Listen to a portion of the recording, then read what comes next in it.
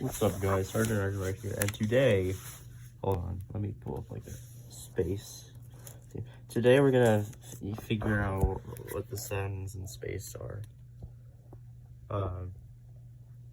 Yeah, that looks pretty neat, if you ask me.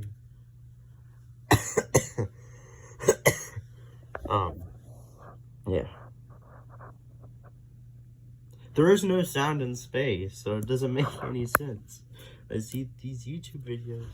They're like, this is what Mars sounds like. This is what space sounds like. There's no Mars doesn't sound like anything because it's in space and there's no molecules for the sound waves to bounce off of. So there's no sound. There's like very, very few times where there's actual sound in space. And one of those is like the Big Bang, if like that even exists. But even then, it's like at such a pitch to where the human ear can't even hear it. Oh my god. It's so stupid. I don't want to use the R word, but I'm pretty close. Yeah. Yeah.